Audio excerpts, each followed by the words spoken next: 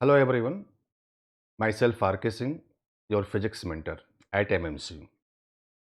तो चलिए आज का लेक्चर स्टार्ट करते हैं और आज के लेक्चर में हम लोग इलेक्ट्रोस्टैटिक्स का पार्ट 2 देखेंगे। यानी कि इलेक्ट्रोस्टैटिक्स के पार्ट 1 के लेक्चर में हमने आपको चार्ज के बारे में बताया और उसकी कुछ प्रॉपर्टीज डिस्कस की। ठीक है, आज के लेक्चर में हम लोग कैसे किसी बॉडी को इलेक्ट्रीफाइड करते हैं उसकी बात करने वाले हैं। तो चलिए स्टार्ट करते हैं lecture. How can we electrified a body, right? ये अपना टॉपिक है। इसमें हम लोग देखेंगे किसी बॉडी को हम लोग किस प्रकार से इलेक्ट्रीफाई कर सकते हैं। इलेक्ट्रीफाई करने का मतलब उसके ऊपर किस प्रकार से हम लोग चार्जेस को डेवलप करा सकते हैं, आइदर पॉजिटिव चार्ज और नेगेटिव चार्ज। क्लियर? तो बेसिकली कुल 3 प्रकार के मोड्स होते हैं किसी भी बॉडी को इलेक्ट्रीफाई करने के लिए। पहला मोड बाय फ्रिक्शन और bye rubbing, second by conduction and third is by induction. तो एक एक करके हम लोग तीनों पॉइंट्स को समझेंगे, राइट? तो फर्स्ट पॉइंट लेते हैं। First is the by friction, electrification by friction. By friction, friction आप समझते होंगे, जब दो बॉडीज एक दूसरे के कांटेक्ट में स्लिप करती हैं तो उनके बीच में एक फोर्स लगता है जो उनके स्लिपिंग का अपोज करता है। हम लोग उसी अपोजिंग फोर्स को बोलते हैं फ्रिक्शनल फोर्स, राइट? इस फिनोमेना को हम लोग फ्रिक्शन का नाम देते हैं। तो बाय फ्रिक्शन से अब हम लोग देखने वाले हैं कि कैसे जो है किसी बॉडी के ऊपर हम लोग चार्ज को डेवलप कर सकते हैं, राइट? इसको हम लोग बाय रबिंग भी बोल सकते हैं। तो बाय फ्रिक्शन बोलो आप, आइदर बाय रबिंग। तो ऐसा देखा गया एक्सपेरिमेंटली कि जब हम लोग दो डिफरेंट एनर्जी लेवल की बॉडीज को, ध्यान रहे, दो डिफरेंट एनर्जी लेवल की बॉडीज को आपस में रब करते हैं, ठीक है, तो उनके कांटेक्ट सरफेस पर रबिंग के दौरान फ्रिक्शन डेवलप होगा और उस फ्रिक्शन के प्रोसेस में जो है हीट एनर्जी जनरेट होनी शुरू करेगी। और एक्सपेरिमेंट शो करते हैं कि हायर एनर्जी लेवल वाले बॉडी में से ड्यूरिंग दिस फ्रिक्शन प्रोसेस, ये एक्सपेरिमेंटल फैक्ट है, ठीक है, हर बॉडीज में ऐसा नहीं पाया जाता। नॉर्मली जो है ये कुछ पर्टिकुलर बॉडीज में ही पाई जाती हैं चीजें, और वो भी ऐसी बॉडीज में जिनमें एनर्जी लेवल डिफरेंट हो, मतलब एक बॉडी का एनर्जी ज्यादा हो और एक बॉडी का एनर्जी कम हो, ठीक? तो ऐसा देखा गया कि जब ये डिफरेंट एनर्जी लेवल की बॉडीज को हम लोग आपस में रब करते हैं तो ड्यूरिंग द फ्रिक्शन, जब उनके बीच में रबिंग होगी, फ्रिक्शन होगा, उस फ्रिक्शन के दौरान जो है हीट एनर्जी जो है लिबरेट होनी शुरू करेगी। And at the same time, उसी समय जो है हायर एनर्जी लेवल वाले बॉडी के अंदर से कुछ इलेक्ट्रॉन, बहुत ज्यादा नहीं, ध्यान रहे, बहुत ही small number of electrons higher energy level वाले बॉडी में से निकल करके लोअर वाले एनर्जी लेवल की बॉडी में ट्रांसफर होते हैं। अब जैसा कि हम लोग जान चुके हैं, पिछली क्लास में डिस्कस किया था कि चार्ज होता क्या है, तो मैंने आपको उस लेक्चर में ये डिस्कस किया है कि चार्ज इज द एक्सेस और deficiency of free electrons from the normal state of matter. ठीक है, नॉर्मल स्टेट पर एवरी मैटर इलेक्ट्रिकली न्यूट्रल होते हैं। नॉर्मल स्टेट पर हर मैटर इलेक्ट्रिकली न्यूट्रल होगा। इलेक्ट्रिकली न्यूट्रल होने का मतलब ये कि जितने नंबर ऑफ इलेक्ट्रॉन्स होंगे उतने ही नंबर ऑफ प्रोटॉन्स होते हैं, ठीक है। अब अगर हम लोग इस नॉर्मल स्टेट में से कुछ इलेक्ट्रॉनों को निकाल दें या फिर उसके ऊपर कुछ इलेक्ट्रॉन ले आकर के डाल दें, मतलब कि नॉर्मल स्टेट से इलेक्ट्रॉनों की एक्सेस और डिफिशियंसी हो रही है, तो उनके ऊपर चार्ज आ जाएगा। अगर हम लोग इलेक्ट्रॉनों की डिफिशियंसी करेंगे तो आपने देखा था कि पॉजिटिव चार्ज आया था, और अगर इलेक्ट्रॉन का एक्सेस कर देंगे तो नेगेटिव चार्ज आ जाएगा। तो बेसिकली फ्रिक्शन के प्रोसेस में यही होता है कि जैसे ही दो डिफरेंट एनर्जी लेवल की बॉडीज रब होती हैं तो हायर एनर्जी लेवल की बॉडी के अंदर से कुछ नंबर ऑफ इलेक्ट्रॉन्स ट्रांसफर होकर के लोअर एनर्जी लेवल के बॉडी के ऊपर जाते हैं। तो हायर एनर्जी लेवल वाले बॉडी के ऊपर पॉजिटिव चार्ज आ जाएगा, अब लोअर एनर्जी लेवल वाले बॉडी के ऊपर नेगेटिव चार्ज आ जाएगा। Is it clear? अब बात आई कि इनके ऊपर चार्ज का अमाउंट कितना आएगा। ये बात तो अपने को समझ में आ गई कि फ्रिक्शन के दौरान हायर एनर्जी लेवल की बॉडी से इलेक्ट्रॉन निकल करके लोअर एनर्जी लेवल बॉडी के ऊपर गए होंगे, तो हायर एनर्जी लेवल वाले बॉडी में पॉजिटिव चार्ज आ जाएगा, लोअर वाले एनर्जी के ऊपर नेगेटिव चार्ज आ जाएगा। तो क्वेश्चन ये बना कि इनके ऊपर चार्ज का अमाउंट होगा कितना, तो उसकी बात करते हैं। तो चलिए मान लेते हैं कि ये हमारी दो बॉडी हैं। Let this is body A and this is body B, right. ध्यान से समझिएगा। मान लिया कि बॉडी ए का एनर्जी लेवल ई ए है और बॉडी बी का एनर्जी लेवल ई बी है। क्लियर। डिफरेंट एनर्जी लेवल की बॉडीज हैं। मान लेते हैं कि बॉडी ए का एनर्जी लेवल ज्यादा है और बॉडी बी का एनर्जी लेवल कम है। अब हम लोग जब इनको रब करेंगे आफ्टर फ्रिक्शन और रबिंग, जब हम लोग इनको रब करेंगे, राइट, तो हायर एनर्जी लेवल बॉडी के अंदर से कुछ इलेक्ट्रॉन निकल करके लोअर एनर्जी लेवल बॉडी में ट्रांसफर हो जाएंगे। यानी कि हायर वाली बॉडी में, एनर्जी वाली बॉडी में से इलेक्ट्रॉन्स निकले हैं। इलेक्ट्रॉन्स निकलने का मतलब इलेक्ट्रॉन डिफिशियंट हो गया।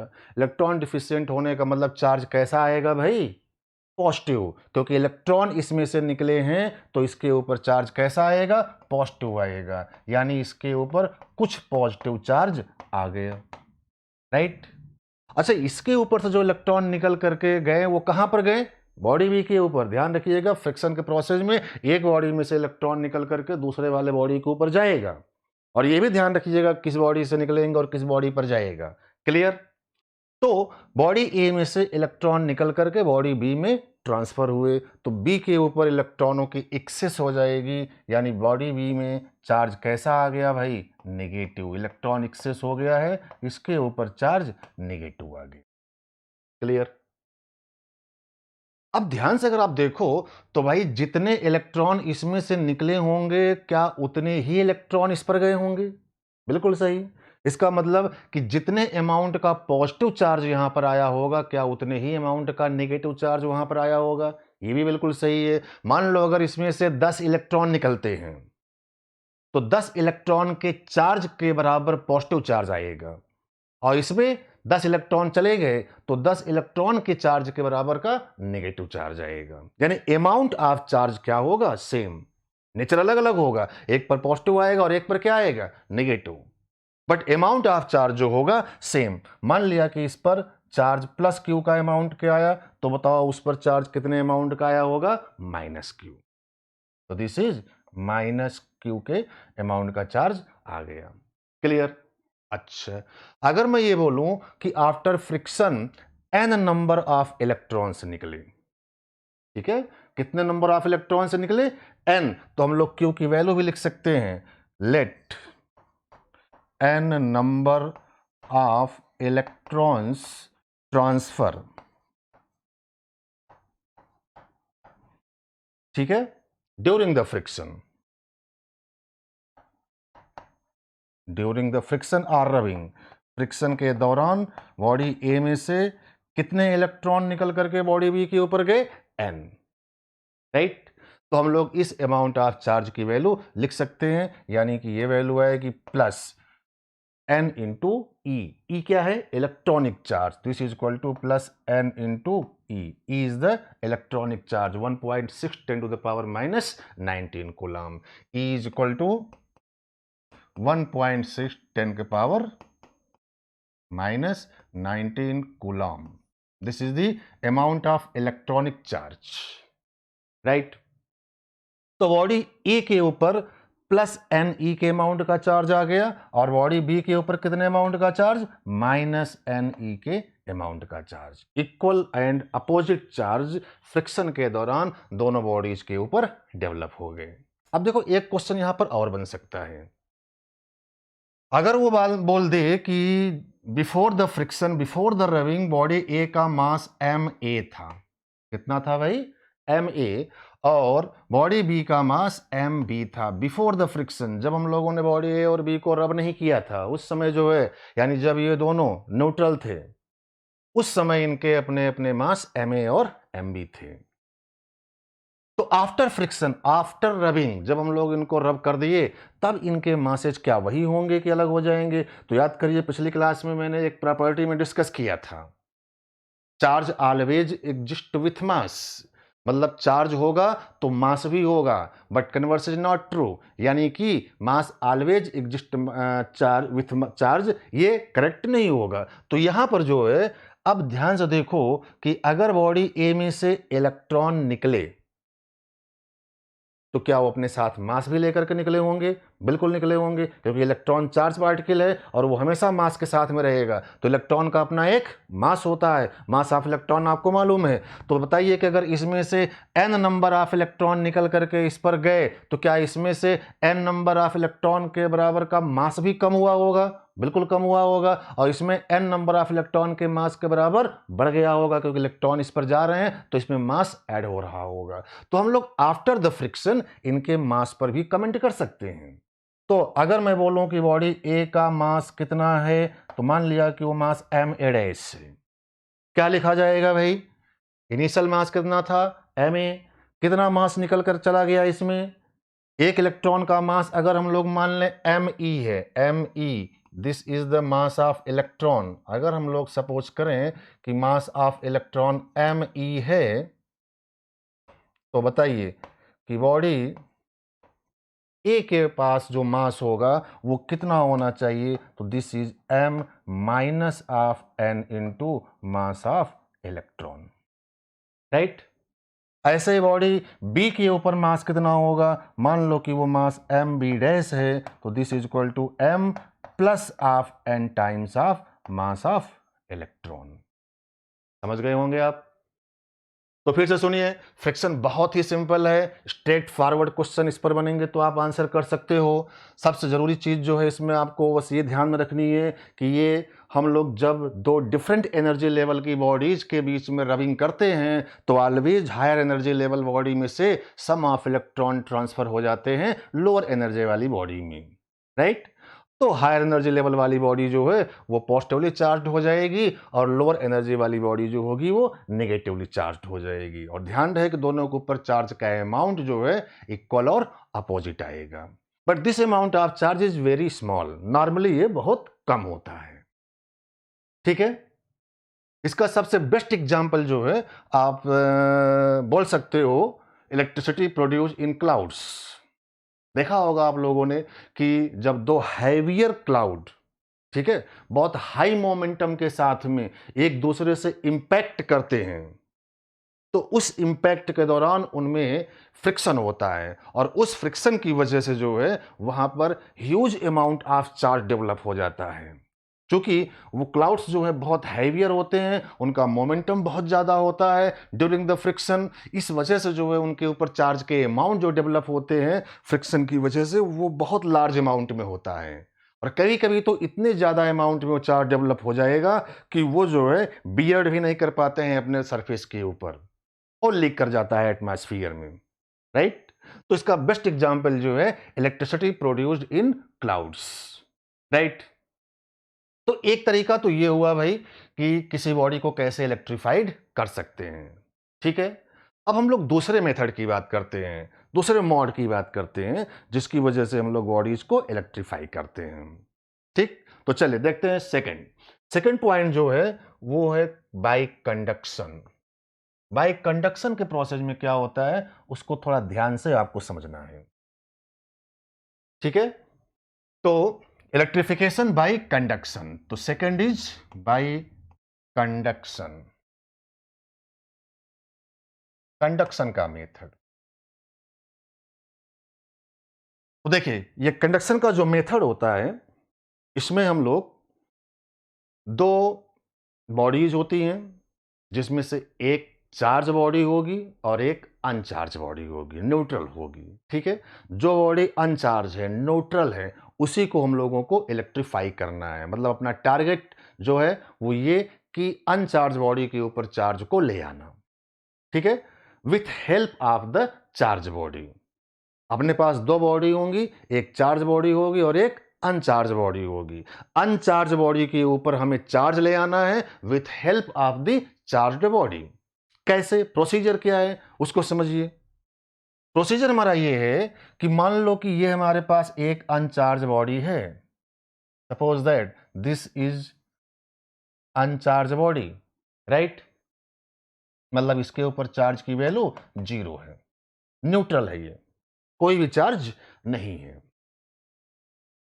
और हमारे पास एक चार्ज बॉडी है, मान लो कि अपने पास एक चार्ज रॉड है, उस चार्ज रॉड को ले आकर के इसके कांटेक्ट में करना है। ध्यान रहे, कांटेक्ट में लगाना है। कंडक्शन का प्रोसेस जो है उसमें कांटेक्ट कंपलसरी है, तो हम लोगों को इसके कांटेक्ट में इसे ले आकर के लगा देना है। मान लिया कि जो चार्ज बॉडी थी वो पॉजिटिव चार्ज की थी, नेगेटिव चार्ज की भी हो सकती है। पहले पॉजिटिव समझते हैं, उसके बाद हम लोग नेगेटिव से भी देखते हैं। तो मान लिया कि हमारे पास जो चार्ज बॉडी है वो पॉजिटिव चार्ज की बॉडी है, और उसी को ले आकर के हम लोगों ने अनचार्ज बॉडी के कांटेक्ट में लगा दिया, राइट। अब देखो, कांटेक्ट में लगाने के बाद क्या होगा, इसी प्रोसेस को अपने को समझना है। सबसे पहली बात तो आप हमें ये बताइए कि ये जो चार्ज बॉडी है, पॉजिटिव चार्ज बॉडी है, इसका मतलब क्या है? इसका मतलब ये है कि ये इलेक्ट्रॉन डिफिशिएंट है। पॉजिटिव चार्ज होने का मतलब इलेक्ट्रॉन डिफिशिएंट, इसके पास इलेक्ट्रॉनों की कमी है। और ये नेचुरल फिनोमेना है, नेचर का लॉ है कि जिसके पास जिस चीज की कमी होती है वो उसे पूरा करना चाहेगा। तो भाई इसके पास इलेक्ट्रॉनों की कमी है, तो क्या ये इलेक्ट्रॉनों को लेना चाहेगा? हाँ, बिल्कुल लेना चाहेगा। जैसे ही इस अनचार्ज बॉडी के कांटेक्ट में ये आएगी बॉडी, वैसे ही क्या इसके अंदर के कुछ इलेक्ट्रॉनों को निकाल करके अपने ऊपर ले आएगा। बिल्कुल, this is the law of nature. ये इलेक्ट्रॉन डिफिशिएंट होने की वजह से इलेक्ट्रॉनों को लेना चाहेगा। बेसिकली जो है ये अभी अनस्टेबल है, अपने आप को स्टेबलाइज करने के लिए जो है इलेक्ट्रॉनों की कमी है, तो इलेक्ट्रॉन को लेना चाहेगा, राइट। अब जैसे कांटेक्ट मिला तो इसके अंदर के कुछ इलेक्ट्रॉनों को ये अपने ऊपर ट्रांसफर करा लेगा। समझ रहे हैं आप? तो इसके अंदर अनचार्ज वाले बॉडी में से कुछ इलेक्ट्रॉनों को वो अपने ऊपर ट्रांसफर करा लेगा।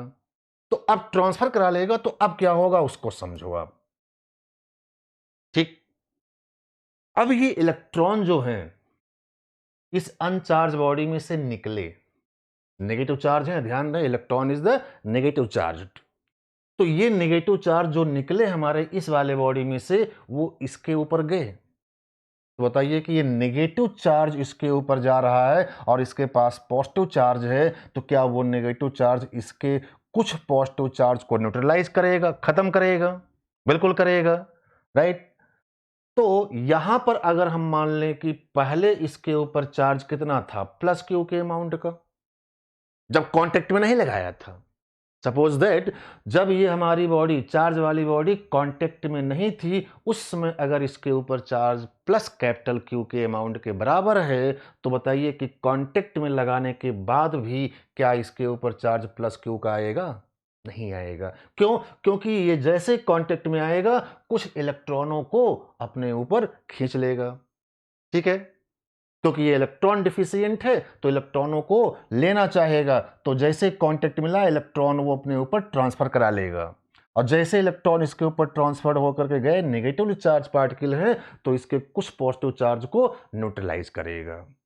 इसका मतलब कि अब जो हमें चार्ज दिखेगा उसका, वो चार्ज कैपिटल क्यू से कम दिखेगा। चार्ज तो कैपिटल क्यू ही रहेगा भाई, क्योंकि बहुत ज्यादा इलेक्ट्रॉन वो ट्रांसफर नहीं कराएगा अपने ऊपर, कुछ ही इलेक्ट्रॉन जो है खींच करके ले आ पाएगा, तो इसके कुछ पॉजिटिव चार्ज न्यूट्रलाइज हो गए होंगे। यानी अब जो यहां पर चार्ज मिला वो चार्ज प्लस पॉजिटिव रहेगा, लेकिन कैपिटल क्यू से कम रहेगा, तो this is less than capital Q, right. Decrease हो गया होगा। अच्छा भाई, अब ये बताओ कि अगर इसमें से इलेक्ट्रॉन निकल कर किस पर गए तो यहां वाली बॉडी में क्या हो रहा है? इलेक्ट्रॉन डिफिशिएंट, पहले नॉर्मल स्टेट में था, न्यूट्रल था, ठीक है। न्यूट्रल था, नेट चार्ज क्या था? जीरो। न्यूट्रल था, नेट चार्ज जीरो था, लेकिन अब इसमें से कुछ इलेक्ट्रॉन अगर निकल गए तो बोलो क्या ये वाली बॉडी हमारी जो है वो इलेक्ट्रॉन डिफिशिएंट हो गई? और ये इलेक्ट्रॉन डिफिशिएंट हो गई, इसका मतलब इसके ऊपर चार्ज कैसा आ गया? पॉजिटिव। इलेक्ट्रॉन इसमें से कम हो गए तो इसके ऊपर चार्ज कैसा आ गया होगा? पॉजिटिव आ गया होगा। यानी इस बॉडी के ऊपर चार्ज अब पॉजिटिव आपको ये दिख रहे हैं। क्लियर? अच्छा भाई, अब अपने को ये बात समझ में आ गई कि बेसिकली हुआ क्या था। फिर से सुनिए, इस अनचार्ज बॉडी के कांटेक्ट में जैसे ही हम लोग ये पॉजिटिव चार्ज की बॉडी ले आकर के रखते हैं, तो ये इलेक्ट्रॉन डिफिशिएंट होने की वजह से कुछ इलेक्ट्रॉनों को अपने ऊपर ट्रांसफर कराएगा इस बॉडी में से। अच्छा, कुछ इलेक्ट्रॉन अगर इसके ऊपर गए तो इसके वो पॉजिटिव चार्ज को न्यूट्रलाइज करेगा, यानी कि अब जो इसका चार्ज होगा वो चार्ज पहले से कम आएगा। तो ये बात तो अपने को समझ में आ गई कि टच कराने के बाद इस वाले बॉडी का चार्ज पहले से थोड़ा सा कम हो गया होगा। अच्छा, इसके ऊपर चार्ज कितना आया होगा? तो भाई ये इलेक्ट्रॉन्स ट्रांसफर हुए, मतलब डिफिशिएंट हो रहा है, इलेक्ट्रॉन कम हो रहे हैं, इसलिए इस बॉडी के ऊपर चार्ज कितना आ गया? पॉजिटिव आ गया। क्लियर? अब यहां पर अपने को यह समझ में आना चाहिए कि कितने अमाउंट का चार्ज इसमें कम हुआ या कितने अमाउंट का चार्ज यहां पर आया। तो ध्यान से देखिए, क्या जितने इलेक्ट्रॉन यहां से निकल करके इस पर गए उतने ही इलेक्ट्रॉनों के बराबर का चार्ज इस पर आया होगा?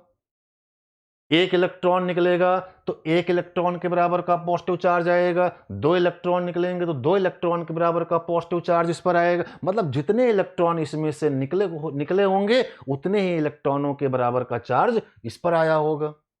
और क्या उतने ही इलेक्ट्रॉनों के बराबर का चार्ज यहां कम भी हुआ होगा? अगर एक इलेक्ट्रॉन निकलेगा तो नेगेटिव चार्ज है वो, तो एक इलेक्ट्रॉन के बराबर का पॉजिटिव चार्ज न्यूट्रलाइज होगा। क्लियर है? इसका मतलब ये हुआ कि जितना चार्ज इस वाले बॉडी में से कम होगा उतना ही चार्ज इस वाले बॉडी में आया होगा। ठीक, साइन आपके सामने दिख रहा है। तो अब बात आती है कि नंबर ऑफ इलेक्ट्रॉन कितने ट्रांसफर हुए। तो अगर हम लोग मान लें कि let N number of electron, ठीक है, transferred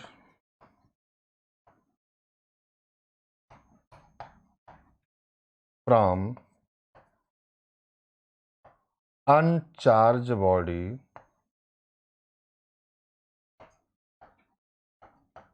to the charged body.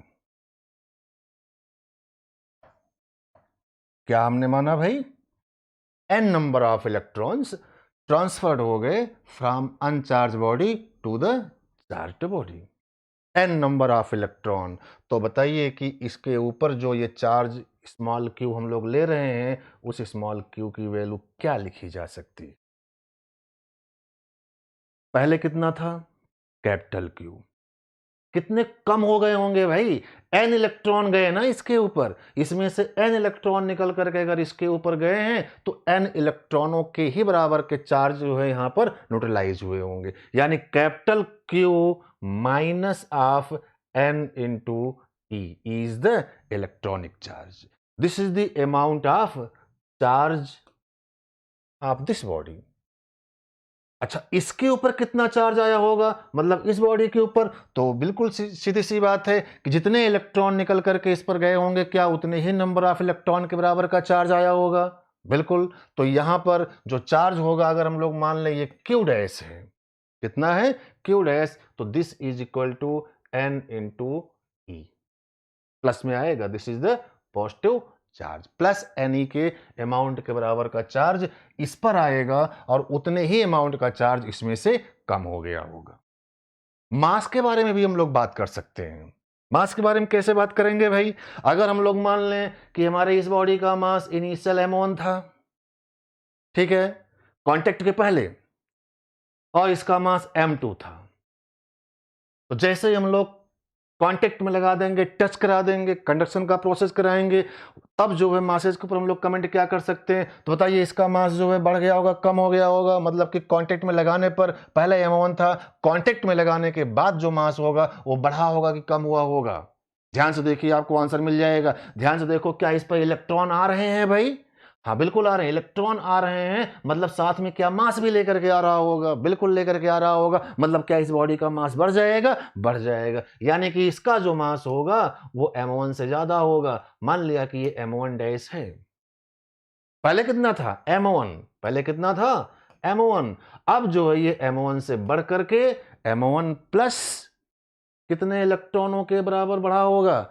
n इलेक्ट्रॉनों के मास के बराबर बढ़ गया होगा, क्योंकि n नंबर ऑफ इलेक्ट्रॉन इसमें से निकलकर इस पर गए हैं, तो m1 plus n into me, this is the mass of this body after the conduction.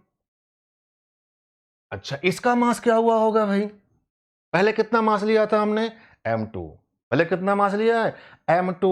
अब ध्यान से देखो, इसमें से अगर इलेक्ट्रॉन निकल रहे हैं यार, तो क्या इसके मास कम हो गए होंगे? क्योंकि इलेक्ट्रॉन निकले होंगे तो अपने साथ मास भी लेकर के निकला होगा। It means mass of this body must be less than m2। m2 से क्या हो जाएगा? कम हो जाएगा। तो मान लिया कि m2 डैश है, तो this m2 dash is equal to m2 minus कितना कम हुआ होगा भाई? कितने इलेक्ट्रॉन निकले? n। तो n नंबर ऑफ इलेक्ट्रॉन के मास के बराबर कम हो गया होगा।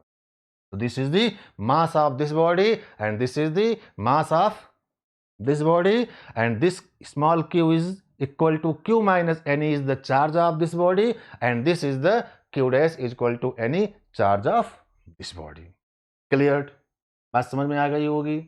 तो this is the basically process of conduction, right? अच्छा भाई, चलो ये हमने जो आपके सामने रिजल्ट दिखाया, प्रोसेस दिखाया, उसमें कौन सी चार्ज लेकर के हमने काम किया, कंडक्शन किया? Positive charge. जरूरी है कि ये वाली बॉडी पॉजिटिव चार्ज की ही हो? बिल्कुल नहीं, नेगेटिव चार्ज की बॉडी भी हम लोग लेकर के दिखा सकते हैं, राइट? लेकिन एक चीज और यहां पर आपको समझना है। क्या समझना है? उस चीज को सुनिएगा।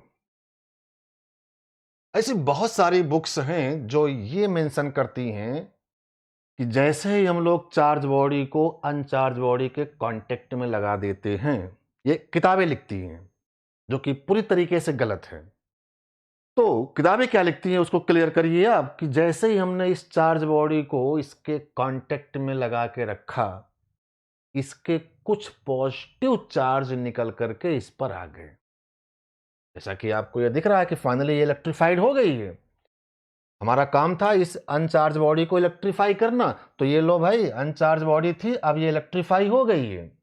पॉजिटिव चार्ज की बॉडी की हेल्प से हमने इलेक्ट्रीफाई किया, तो फाइनली उसके ऊपर पॉजिटिव चार्ज ही आया। तो कुछ किताबें ये बोलती हैं कि इसका कुछ पॉजिटिव चार्ज निकल करके इसके ऊपर आ गया होगा, ठीक है? लेकिन ध्यान से देखो, क्या ऐसा ही हो रहा है? क्या वास्तव में जो है इसका कुछ पॉजिटिव चार्ज निकल करके इसके ऊपर गया है क्या? नहीं, इस बॉडी का कुछ पॉजिटिव चार्ज इसके ऊपर निकल करके नहीं गया है, बल्कि इसके कुछ इलेक्ट्रॉन्स निकल करके इस पर गए हैं।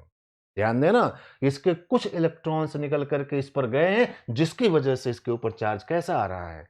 पॉजिटिव आ रहा है, राइट? तो इस चीज को ध्यान में रखिएगा।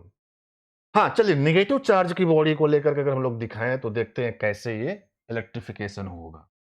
सेम प्रोसीजर, उसे आप खुद से भी चाहो तो समझ सकते हो नेगेटिव चार्ज की हेल्प से। तो ये लो भाई, मान लो कि अनचार्ज बॉडी थी, न्यूट्रल था, कोई भी चार्ज नहीं था, राइट?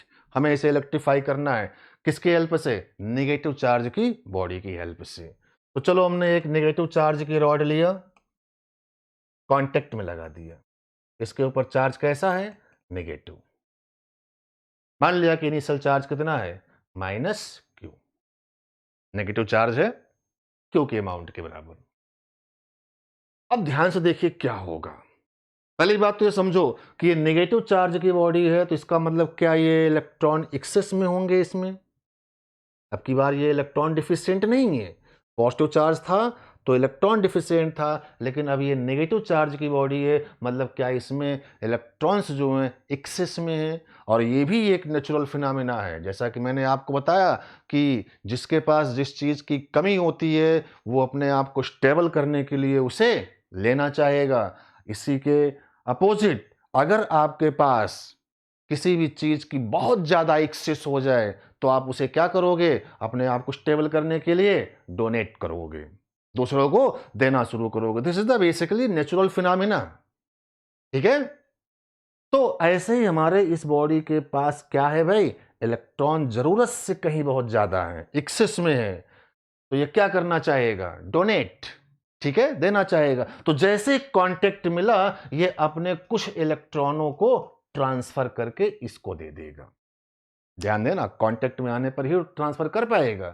तो इसके पास इलेक्ट्रॉन एक्सेस में होने की वजह से कुछ इलेक्ट्रॉन उसने इस वाले बॉडी को दे दिया होगा भाई। कुछ ही देगा, बहुत ज्यादा नहीं देगा, ध्यान रखिएगा, ठीक है। अगर हमारे पास बहुत ज्यादा अमाउंट में मान लो कि कोई भी चीज आ जाए तो हम उसे डोनेट करते हैं। डोनेट करने का मतलब ये नहीं है कि हम अपनी पूरी की पूरी प्रॉपर्टी ही दूसरे को दे देंगे, नहीं, थोड़ा बहुत देंगे, ठीक है। तो इस चीज को ध्यान में रखिएगा कि बहुत ही स्मॉल अमाउंट में ही जो है इलेक्ट्रॉन्स इसको वो दे देगा, क्योंकि वो एक्सेस में है।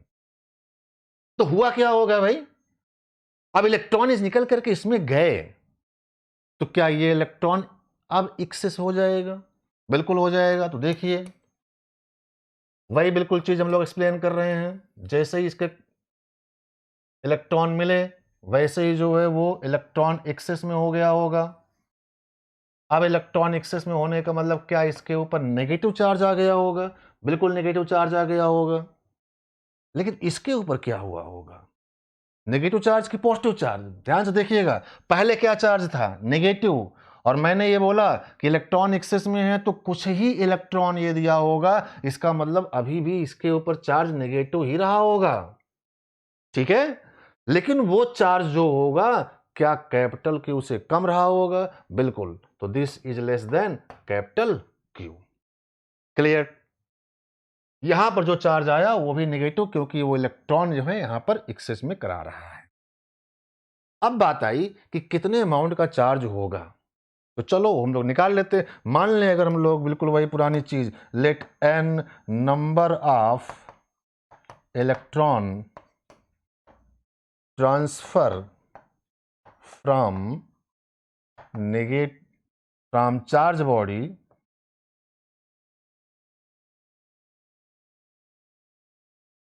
n number of electrons transfer from charged body to uncharged body, right. हमने ये मान लिया कि भाई इस चार्ज बॉडी में से n नंबर ऑफ इलेक्ट्रॉन निकल करके इस अनचार्ज बॉडी के ऊपर गए। तो बोलो भाई, अगर इसमें से n इलेक्ट्रॉन निकल गए तो इस पर n इलेक्ट्रॉन आए, तो अब अगर n इलेक्ट्रॉन अगर इस पर आए तो इसके ऊपर चार्ज कितने अमाउंट का आ गया होगा, Ne के बराबर, राइट। नेगेटिव में Ne के अमाउंट के बराबर का चार्ज आ गया होगा। अच्छा, इसमें चार्ज अब बचा कितना होगा, पहले कितना था, कैपिटल क्यू, कितना निकल कर चला गया, Ne के बराबर। तो this small Q is what, capital q minus Ne। इतने अमाउंट का चार्ज बच गया होगा। क्लियर? अब देखो भाई, मास पर भी कमेंट हम लोग कर सकते हैं। ध्यान से देखिएगा, मैंने यहां पर जो आपको क्या बताया कि अगर ये नेगेटिवली चार्ज्ड है, इसका मतलब इलेक्ट्रॉन एक्सेस में है, जिसकी वजह से ये डोनेट करेगा। This is the natural phenomena, इसमें हम और आप कुछ भी चेंज नहीं कर सकते हैं, ये नेचर की प्रॉपर्टी है। इसकी वजह से जो है ये ट्रांसफर होकर के इलेक्ट्रॉन यहां पर गए हैं। क्लियर? अब हम लोग मास पर कमेंट कैसे करते हैं उसको देखना। मान लो कि भाई बिफोर कॉन्टेक्टिंग इसका मास m1 था और इसका मास m2 है। क्या माना हमने, m1 और m2, राइट। तो खुद ही सोचो कि अगर इसका मास m1 था, अब इसमें से अगर n नंबर ऑफ इलेक्ट्रॉन निकले भाई, तो क्या n नंबर ऑफ इलेक्ट्रॉन के मास का जो है कम हो गया होगा, बिल्कुल कम हो गया होगा। तो इसका मास मान लो अब अगर m1 डैश है तो this is m1 minus n times of mass of electron, right. इसमें बढ़ गया होगा क्योंकि इसके इलेक्ट्रॉन निकल करके इस पर गए हैं, तो इसका मास m2 से बढ़ गया होगा। तो this is let m2 dash and this is what, m2 plus n times of mass of electron. Clear? Good. अच्छा भाई, तो हम लोगों ने पॉजिटिव चार्ज की बॉडी से भी कंडक्शन करा लिया और नेगेटिव चार्ज की बॉडी से भी कंडक्शन करा लिया, और दोनों चीजें आपके सामने हैं। और ध्यान से देखिएगा, जो किताबें लिखती हैं वो यहां पर कह सकते हो, किताबें क्या लिखती हैं कि जिस चार्ज बॉडी से हम लोग कंडक्शन कराते हैं उस चार्ज बॉडी का कुछ चार्ज जो है अनचार्ज बॉडी के ऊपर ट्रांसफर हो जाता है। इस केस में तो आप बोल सकते हो वास्तव में ये नेगेटिव चार्ज ही इसका निकल करके इसके ऊपर आया था, लेकिन इसके पहले वाले केस में जिसमें हमने पॉजिटिव चार्ज की हेल्प से कंडक्शन कराया था ये बात नहीं बोलेंगे। ये एक बहुत बड़ा मिसकॉन्सेप्ट है जिसको आप जो है क्लियर कर लो। यहां पर अगर नेगेटिव चार्ज की बॉडी की हेल्प से हम लोग जो है अनचार्ज बॉडी के कांटेक्ट में कंडक्शन कराएंगे तो उसका नेगेटिव चार्ज निकल करके इस पर आता है, ये बात बोल सकते हो। लेकिन अगर यही पॉजिटिव चार्ज की रॉड होती तो आप ये कतई नहीं बोलोगे कि उसका कुछ पॉजिटिव चार्ज निकल करके इस पर गया। क्या बोलोगे वहां पर? इसके इलेक्ट्रॉन निकल करके उसके ऊपर गए। क्लियर? तो ये है प्रोसेस कंडक्शन का। तीसरा जो मॉड है, एक्चुअल में थर्ड मॉड ही जो है अपने फिजिक्स में सबसे इंपॉर्टेंट है, राइट? जहां से आपको न्यूमेरिकल्स बनेंगे। ये तो बस केवल जो है सब्जेक्टिव लेवल पर खुद को समझने के लिए हम लोगों ने डिस्कस किया। अब जहां से हम लोगों को न्यूमेरिकल फेस करने होंगे वो प्रोसेस जो है हमारे लिए बहुत इंपॉर्टेंट होगा, and that is the induction. तो इंडक्शन प्रोसेस में क्या होता है उसको समझते हैं। ये इंडक्शन जो है अपने लिए इंपॉर्टेंट भी है। तो third mode of electrification is by induction. Induction, ठीक। तो एक्चुअली में इंडक्शन भी जो है काफी हद तक कंडक्शन के ही जैसा है, लेकिन कंडक्शन और इंडक्शन में एक बहुत बड़ा डिफरेंस है। क्या डिफरेंस है वो आपको अभी समझ में आएगा। तो मान लो कि हमारे पास एक अनचार्ज बॉडी है, ठीक। Suppose that we have a uncharged body, net charge इसके ऊपर 0 है। हमें इसी को इलेक्ट्रीफाई करना है, इसी को इलेक्ट्रीफाई करना है। अब कंडक्शन में तो हमने एक चार्ज बॉडी को ले आकर के कांटेक्ट में लगा दिया था, लेकिन इंडक्शन में ये नहीं करते। इंडक्शन में हम लोग क्या करते हैं कि एक चार्ज बॉडी को ले आकर के इसके काफी क्लोज रखते हैं, बट नॉट इन कांटेक्ट, ठीक है। वही काम यहां पर भी हो रहा है जो कंडक्शन में हुआ था, वही यहां पर हो रहा है। इसमें उसमें अंतर केवल इस बात का है कि कंडक्शन में हम लोग चार्ज बॉडी को ले आकर के कांटेक्ट में लगा देते थे, लेकिन इंडक्शन में हम लोग कांटेक्ट नहीं लगाएंगे, बट प्लेस्ड वेरी क्लोज, ठीक है। इसके बहुत पास ले आकर के रख दिए, राइट। अब बताओ क्या होगा। कंडक्शन अगर होता तो आप कांटेक्ट में लगाते, और कांटेक्ट में लगाते तो क्या इसके कुछ इलेक्ट्रॉन निकल करके इस पर गए थे? क्लियर है? लेकिन यहां पर तो कांटेक्ट है ही नहीं। यहां पर कांटेक्ट नहीं है तो क्या इसके इलेक्ट्रॉन निकल करके इस पर जा पाएंगे? नहीं। ध्यान रखिए कि इलेक्ट्रॉन हवा में नहीं उड़ते हैं कि इसमें से इलेक्ट्रॉन निकला और हवा में उड़ते हुए इसके ऊपर गया ना, दिस इज नॉट पॉसिबल। तो यहां पर जो है ये कांटेक्ट नहीं बना रहा है, क्लोज में है। बाकी सारी कहानी वही है। क्या कहानी है समझो भाई। पॉजिटिव चार्ज है, पॉजिटिव चार्ज होने का मतलब क्या है? इलेक्ट्रॉन डिफिशियंट है। इलेक्ट्रॉन डिफिशियंट होने का मतलब ये इलेक्ट्रॉनों को लेना चाहेगा। इलेक्ट्रॉनों की कमी है, इलेक्ट्रॉन डिफिशियंट है, इलेक्ट्रॉनों को लेना चाहेगा। अब भाई उस लेने की चाहत में क्या ये इसके अंदर के इलेक्ट्रॉनों को निकाल करके अपने ऊपर ले आ पाएगा? नहीं।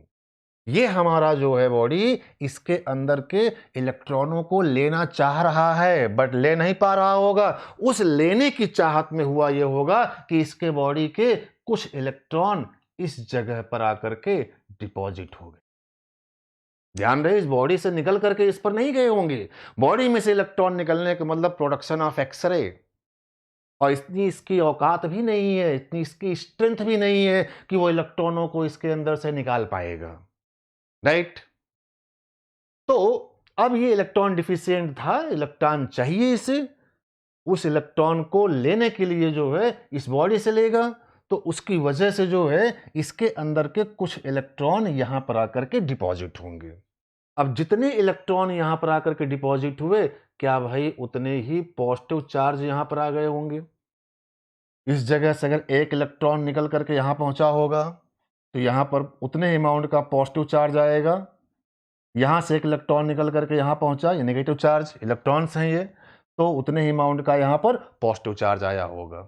मतलब कहने का ये हुआ कि ये सरफेस नेगेटिव चार्ज का और ये सरफेस पॉजिटिव चार्ज का, और अमाउंट सेम होगा, यानी कि जितने अमाउंट का यहाँ पर नेगेटिव चार्ज होगा उतने ही अमाउंट का यहाँ पर पॉजिटिव चार्ज आएगा। इसी चार्ज को हम बोलते हैं इंड्यूस्ड चार्ज। कौन सा चार्ज? Induced charge. तो this charge is called induced charge. Q induced लिखते हैं, ठीक है, minus Q induced and plus Q induced. Clear? अब ध्यान से देखो, क्या ये बॉडी इलेक्ट्रीफाई हो गई? नहीं।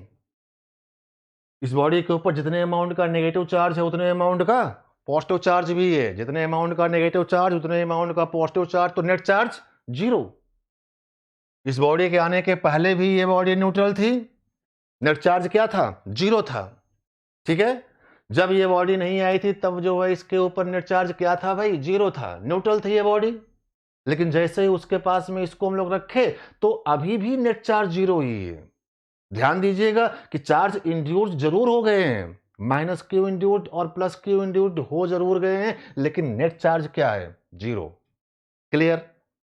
हमारा काम है इसके ऊपर एक नेट चार्ज ले आना, राइट। अब उसके लिए देखो क्या करते हैं। उसके लिए हम लोग करते ये हैं कि इस पूरे अरेंजमेंट को, अरेंजमेंट में ये भी रहेगा और ये भी रहेगा, इस पूरे अरेंजमेंट को हम लोग आर्थेट करते हैं। ध्यान रखिएगा, ये वो बॉडी है जिसकी वजह से इंडक्शन होना है। मान लो इसके ऊपर चार्ज कितना है? Plus Q. तो प्लस क्यू अमाउंट का चार्ज वो चार्ज है जिसकी वजह से इस बॉडी में क्या हो रहा है? इंडक्शन। तो ये वाली बॉडी जिसकी वजह से इंडक्शन हो रहा है उसको लगे रहने दीजिए, ठीक। अब यहां पर नेगेटिव चार्ज और पॉजिटिव चार्ज जो थे उसके लिए हम लोग इसको अर्थेट कर रहे हैं। What is the meaning of earthing? What is the meaning of earthing? Earthing का मतलब potential of the earthed body is zero. ध्यान रखिएगा, आगे हम लोग इसको डिटेल में डिस्कस करेंगे। जिस बॉडी को भी हम लोग अर्थेट करेंगे हमारी उस बॉडी का पोटेंशियल क्या हो जाएगा? जीरो हो जाएगा। तो थोड़ी सी नई बात आपको यहां पर मिल रही है, पोटेंशियल। तो डिटेल में पोटेंशियल की बात हम लोग आगे करेंगे। फिलहाल अभी आप इसको बिल्कुल स्ट्रेट फॉरवर्ड जैसे चीजें सामने आ रही हैं उसको देखते चलिए, राइट। ये बताइए कि जब हमने अर्थिंग नहीं किया था उस समय इस बॉडी का पोटेंशियल लेवल क्या था?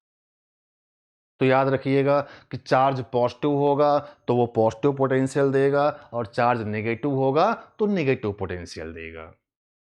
बताइए कि इसके ऊपर ये चार्ज कैसा है? नेगेटिव।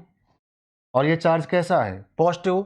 जितने अमाउंट का नेगेटिव उतने ही अमाउंट का पॉजिटिव। तो जितना ये वाले चार्ज ने नेगेटिव पोटेंशियल दिया होगा क्या उतना ही इस वाले चार्ज ने पॉजिटिव पोटेंशियल दिया होगा?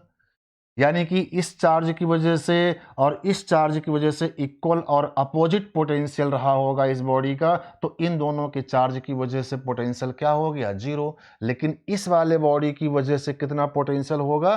पॉजिटिव। मतलब यहां पर जो पोटेंशियल होगा this potential must be positive. ध्यान रखिएगा ये पॉजिटिव पोटेंशियल केवल इसी की वजह से आ रहा है, ठीक है।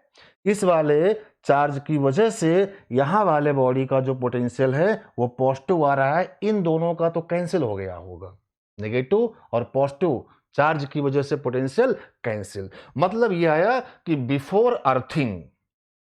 बिफोर अर्थिंग हमारे इस बॉडी का पोटेंशियल लेवल क्या है? पॉजिटिव है। और जैसे ही यार अर्थेट कर दोगे पोटेंशियल क्या हो जाना चाहिए? जीरो। पहले क्या था? पॉजिटिव। अभी क्या है? जीरो। तो जीरो, बताओ कि कोई पॉजिटिव वैल्यू को जीरो करना हो, पहले अर्थिंग के पहले क्या था? पॉजिटिव था। तो अर्थिंग के बाद जीरो होना है। एक पॉजिटिव वैल्यू को जीरो करने के दो तरीके हैं, या तो आप उसका पूरा का पूरा पॉजिटिव वैल्यू निकाल लो या फिर उतने ही अमाउंट की नेगेटिव वैल्यू ट्रांसफर कर दो। तो एक्चुअल में यहां पर जैसे ही हमने अर्थेड किया तो अर्थ के अंदर से इलेक्ट्रॉन निकले होंगे। Electron is the negative charge. Earth के अंदर से इलेक्ट्रॉन निकले होंगे, नेगेटिव चार्ज निकला होगा, और नेगेटिव चार्ज निकलेगा क्योंकि ये पहले पॉजिटिव था, पोटेंशियल लेवल पॉजिटिव था, इसे जीरो करने के लिए हमें नेगेटिव वैल्यू इसको सप्लाई करनी पड़ी होगी, मतलब अर्थ ने नेगेटिव चार्ज जो है सप्लाई किया होगा, तब जाकर के ये पॉजिटिव पोटेंशियल जीरो हुआ होगा। एक बात तो अपने को समझ में आ गई कि इस केस में अर्थिंग करने पर अर्थ इलेक्ट्रॉन सप्लाई करेगा। ठीक है, ध्यान रखिएगा कि अर्थिंग का मतलब पोटेंशियल जीरो होता है, और अर्थ जो है पोटेंशियल को जीरो करने के लिए इलेक्ट्रॉन दे भी सकता है और इलेक्ट्रॉन ले भी सकता है। यहां पर अर्थ ने इलेक्ट्रॉन दिया होगा क्योंकि पहले पॉजिटिव था पोटेंशियल, अर्थिंग पर जीरो होना है, तो उस पॉजिटिव वैल्यू को जीरो करने के लिए अर्थ ने इलेक्ट्रॉन दिया होगा, मतलब नेगेटिव चार्ज दिया होगा, कुछ नंबर ऑफ इलेक्ट्रॉन अर्थ ने सप्लाई कर दिया होगा। अब बोलो कि अर्थ अगर ये इलेक्ट्रॉन दे रहा है तो क्या वो नेगेटिव चार्ज इसी पॉजिटिव को खत्म करेगा, यानी this positive induced charge is neutralise. तो अर्थिंग करने पर पॉजिटिव वाला चार्ज तो भाई खत्म हो गया होगा, इस साइड का पॉजिटिव चार्ज न्यूट्रलाइज, तो आपको ये केस दिखाई पड़ेगा। क्लियर? अब ध्यान से देखो कि इसके ऊपर नेट चार्ज आ गया, this is minus Q induced, electrify हो गई बॉडी। लेकिन ध्यान रखिएगा कि ये वाली बॉडी साथ में होनी चाहिए। क्यों? क्योंकि अगर आप इसको हटा लोगे तो भाई कुल चार्ज ये नेगेटिव दिखेगा, और अगर नेगेटिव दिखेगा तो फिर पोटेंशियल जीरो नहीं हो पाएगा, पोटेंशियल जीरो नहीं हो पाएगा, पोटेंशियल नेगेटिव आने लगेगा, और नेगेटिव पोटेंशियल नहीं हो सकता है क्योंकि अर्थिंग लगी हुई है, तो ये फिर से निकल करके अर्थ में आ जाएगा, ये फिर न्यूट्रल हो जाएगा। ठीक? अच्छा, इसको आप लगे रहने दोगे, अगर मैं बोलूं कि अर्थिंग को हटा लो तो क्या होगा? ध्यान से देखिएगा, फिर से देखिएगा, मैंने कहा अगर मैं इस बॉडी को हटा दूं, यहां से रिमूव कर दूं, तो क्या इफेक्ट होगा? तो इसका इफेक्ट ये हुआ कि जैसे ही आप इसको हटाओगे ये नेगेटिव चार्ज भी निकल करके अर्थ में आ जाएगा, और अगेन फिर से जो है ये न्यूट्रल हो जाएगी, यानी ये वाला केस बन जाएगा। ठीक, इसका मतलब कि आप इसको रिमूव नहीं कर सकते हो। दूसरा क्वेश्चन ये बना कि इसको रहने दो, अर्थिंग को हटा दो। तो अगर आप अर्थिंग को हटा दोगे तो जैसे ही अर्थिंग को हटाओगे ये वाला केस बन जाएगा जो हम लोगों ने भी देखा था, बिफोर अर्थिंग वाला केस, यानी कि पॉजिटिव नेगेटिव इक्वल और अपोजिट चार्ज दोनों आ जाएंगे, यानी ये केस बन जाएगा। फिर से जो है क्या इसके ऊपर नेट चार्ज जीरो हो जाएगा। ठीक, यानी न्यूट्रल हो जाएगी बॉडी। इसका मतलब ये हुआ कि ना तो आप अकेले इसको हटा सकते हो और ना ही इसको हटा सकते हो भाई। तो फिर अगर मैं इसको इसको नहीं हटा सकता हूं तो क्या इस पूरे अरेंजमेंट को जरूरत के लिए दोनों को लेकर चलना होगा? नहीं, हम लोग ऐसा करते हैं कि इसे और इसे दोनों को रिमूव करते हैं, लेकिन एक ही साथ। जिस टाइम इंस्टेंट पर इस बॉडी को हम लोग हटाएंगे उसी टाइम इंस्टेंट पर अर्थिंग को भी हटा देंगे, ताकि इस चार्ज को डिसअपीयर होने का टाइम न मिले। ठीक, अब अगर डिसअपीयर होने का टाइम नहीं मिलेगा तो परमानेंटली वो चार्ज इसके ऊपर पड़ा रहेगा। क्लियर है ये? अब इसमें जो नोटेबल पॉइंट्स हैं उसको ध्यान से देखिए। मैंने किस चार्ज की हेल्प से इंडक्शन कराया? पॉजिटिव चार्ज, कैपिटल क्यू, यही वो चार्ज है जिसकी हेल्प से हमने इस वाले बॉडी में क्या कराया था भाई? इंडक्शन। और कौन सा चार्ज इंडक्शन में फाइनली आया? फाइनली कौन सा चार्ज आया? नेगेटिव। तो ध्यान रखिएगा कि अगर पॉजिटिव चार्ज की हेल्प से इंडक्शन कराओगे तो इंडक्शन में नेगेटिव चार्ज आएगा, और अगर मैं नेगेटिव चार्ज की हेल्प से इंडक्शन कराऊं तो फिर इस पर चार्ज कैसा आएगा? पॉजिटिव। एक मैंने आपको यहां पर डिस्कस कर दिया, पॉजिटिव चार्ज को लेकर के इंडक्शन कैसे होता है वो आपने यहां देखा और सीखा। बिल्कुल इसी मैनर में हम अगर चाहें तो इसे नेगेटिव चार्ज की बॉडी लेकर के भी इंडक्शन के प्रोसेस को दिखा सकते हैं, राइट? और तब आप देखोगे कि यहां पर चार्ज कैसा आ जाएगा? पॉजिटिव। क्लियर है ये? चलिए देख लेते हैं उसको, तो क्लियरिटी अपनी हो जाएगी इसमें।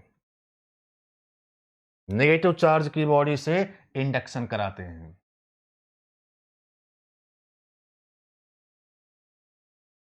नेगेटिव चार्ज की बॉडी से इंडक्शन, बिल्कुल सारी चीज़ें वैसे ही। तो ये लो भाई, न्यूट्रल बॉडी थी, नेट चार्ज क्या था? 0 था। अब हम लोग जो है इसके क्लोज में ध्यान रखिएगा, कांटेक्ट नहीं लगाना है, कांटेक्ट लगा दोगे तो कंडक्शन हो जाएगा। बहुत ही क्लोज ले आकर के नेगेटिव चार्ज की एक बॉडी रख दिए, माइनस क्यू के अमाउंट का चार्ज मान लो इसके ऊपर था। तो जैसे ले आकर के रख दोगे तो क्या होगा भाई? अब ये इलेक्ट्रॉन है, इलेक्ट्रॉनों की एक्सेस है, तो इसकी वजह से जो है ये रिपल्सन होंगे, इसके अंदर के इलेक्ट्रॉन यहाँ पर आकर के डिपॉजिट होने शुरू कर देंगे। अब जितने इलेक्ट्रॉन यहाँ डिपॉजिट होंगे उतने ही पॉजिटिव चार्ज यहाँ पर आकर के डिपॉजिट हुए होंगे। इन चार्जेस को हम लोगों ने क्या नाम दिया था? Induced charge. This is plus Q induced and this is minus Q induced. ध्यान रखिएगा अभी भी नेट चार्ज क्या है? 0 है, राइट। अच्छा, अगर मैं इसके पोटेंशियल लेवल की बात करूं, जितना पोटेंशियल ये देगा पॉजिटिव में उतना ही पोटेंशियल ये देगा नेगेटिव में। इन दोनों का तो कैंसिल, बट इसकी वजह से नेगेटिव, तो यहां पर पोटेंशियल क्या हो गया? नेगेटिव। पोटेंशियल नेगेटिव आ गया। अर्थिंग कर दो भाई, लेकिन ध्यान रहे कि इस बॉडी को लगे रहने दो, ये नेगेटिव चार्ज की बॉडी पड़ी हुई है, ठीक। अर्थिंग कर दो इसको। अर्थिंग कर दिया। अर्थिंग करने पर क्या होगा? पोटेंशियल 0। जैसे ही आप अर्थिंग करोगे इसका पोटेंशियल लेवल क्या हो जाएगा भाई? 0 हो गया, पोटेंशियल 0 हो गया। अच्छा भाई, पोटेंशियल 0 करने का मतलब क्या होगा? फिर से समझो, पहले क्या था potential? Negative before the earthing. After the earthing potential क्या होना है? 0। तो बताइए, कोई नेगेटिव वैल्यू को 0 करने के लिए क्या करना होगा? या तो वो नेगेटिव निकाल लो आप, या उतने ही अमाउंट का पॉजिटिव सप्लाई कर दो। तो बताओ यहां पर क्या हुआ होगा? अर्थिंग करने पर क्या पॉजिटिव चार्ज सप्लाई किया गया होगा? नहीं। अर्थ हमेशा इलेक्ट्रॉन देगा और लेगा भी। अर्थ पॉजिटिव चार्ज नहीं देगा, अर्थ हमेशा इलेक्ट्रॉन देगा और इलेक्ट्रॉन लेगा। तो यहां पर पॉजिटिव चार्ज इसको चाहिए तब 0 होगा, या नेगेटिव वैल्यू निकाल लो। तो वास्तव में यहां पर अर्थ ने पॉजिटिव चार्ज दिया नहीं होगा, नेगेटिव को निकाल लिया होगा। मतलब अब की बार इलेक्ट्रॉन अर्थ में गए होंगे। ध्यान देना, इस केस उस केस में अंतर है। जब हम यहां पर पॉजिटिव चार्ज लेकर के चले थे तो अर्थ ने इलेक्ट्रॉन सप्लाई किया था, but here in this case ये बॉडी इलेक्ट्रॉन सप्लाई करेगी किसको? अर्थ को। तो अर्थ के अंदर इलेक्ट्रॉन गए मतलब नेगेटिव चार्ज गए। नेगेटिव चार्ज गए मतलब क्या? यही वाला चार्ज जो है, यही वाला चार्ज जो है हमारा, वो अर्थ में चला गया होगा। This one is goes inside the earth. तो अगर ये नेगेटिव चार्ज अर्थ में चला गया होगा तो बोलो क्या यहां पर चार्ज पॉजिटिव दिखा होगा? हाँ, तो this is the plus Q induced, right.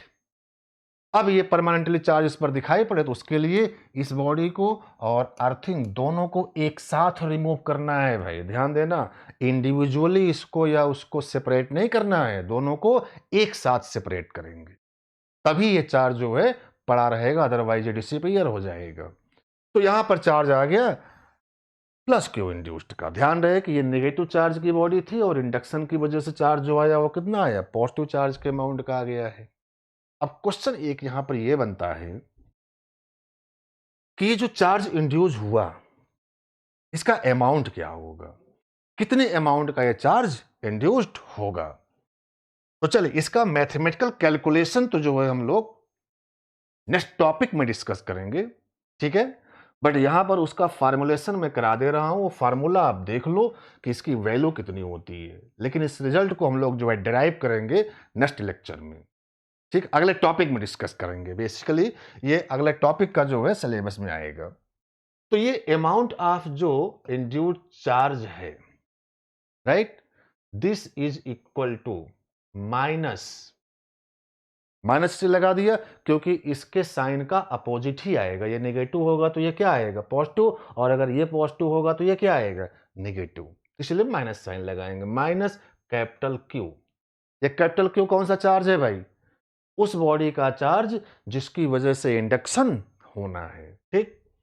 1 minus 1 by के, दिस इज द रिजल्ट।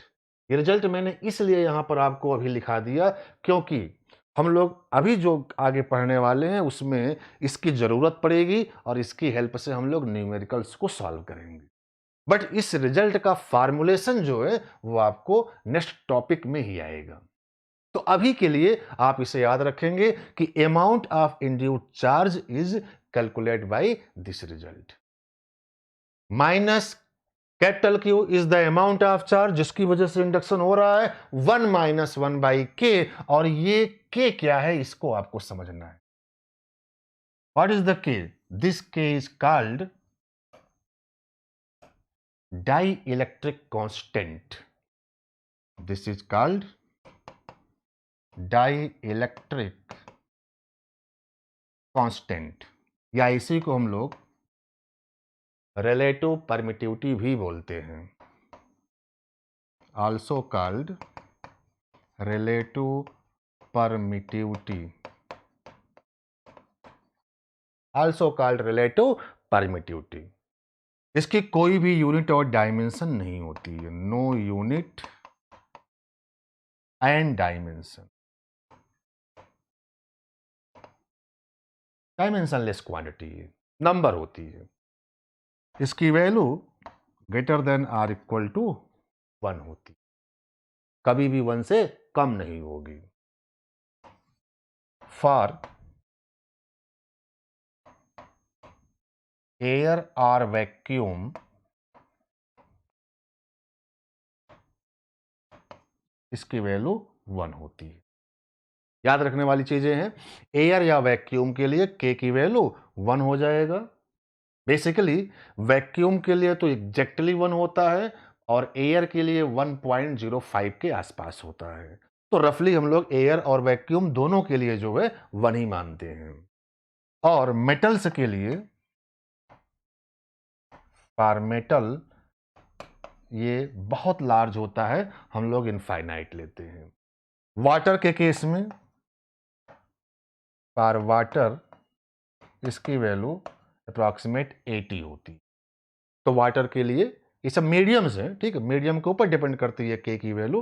तो फॉर वाटर 80, मेटल के केस में इनफाइनाइट, एयर या वैक्यूम के लिए 1, ठीक। डायमेंशन लेस क्वांटिटी होती है, डाइलेक्ट्रिक कांस्टेंट या रिलेटिव परमिटिविटी बोलते हैं, ठीक। तो ये रख करके हम लोग क्यू इंड्यूस की वैल्यू फाइंड कर सकते हैं।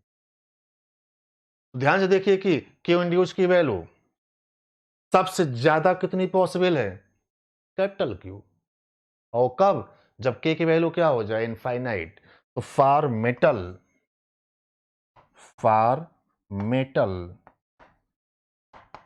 बोलो, वहां पर k की वैल्यू क्या रखनी होगी, इनफाइनाइट। यानी ये बॉडी जिसमें हम लोग इंडक्शन करा रहे हैं, कैसी बॉडी हो, मेटेलिक, मेटल की हो, कॉपर की हो, एल्युमिनियम की हो, गोल्ड की हो, मेटेलिक बॉडी हो, ठीक। तो उस केस में, मेटेलिक बॉडीज के केस में k की वैल्यू इनफाइनाइट होती है। तो अगर हम लोग यहां रख करके देखें तो इंड्यूस्ड चार्ज का जो अमाउंट होगा, this is minus capital Q, क्योंकि ये 1/इनफाइनाइट, 1/इनफाइनाइट 0, 1/इनफाइनाइट 0, तो क्यू इंड्यूस की value minus Q, this is the maximum, ठीक।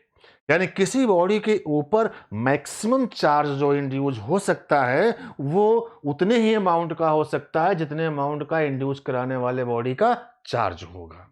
उससे ज्यादा के अमाउंट का चार्ज इंड्यूस नहीं हो सकता है। This is the maximum possible value. और वो भी कौन सी बॉडी में पॉसिबल है, मेटेलिक बॉडीज में, क्योंकि हम लोगों ने ये कौन सी बॉडी के लिए निकाला है, मेटेलिक बॉडीज के लिए। यानी क्वेश्चन पूछ ले कि सबसे ज्यादा इंडक्शन किस प्रकार की बॉडीज में पॉसिबल है, तो your answer is metallic bodies, ठीक। यानी induction is easily takes in metallic bodies, right. तो इस फार्मूले से हम लोग क्वेश्चन बेस्ड जो क्वेश्चन आए, न्यूमेरिकल बेस्ड जो क्वेश्चन आएंगे उसको डिस्कस करेंगे। इसे आप याद रखेंगे, ठीक। नेक्स्ट लेक्चर में हम लोग जो स्टार्ट करने वाले हैं वो अपने जेई स्टैंडर्ड लेवल की बात करेंगे, जहां पर हम लोग कूलॉम्स लॉ की बात करते हैं, ठीक है। तो नेक्स्ट लेक्चर में हम लोग डिस्कस करेंगे Coulomb's law. Okay, thank you very much.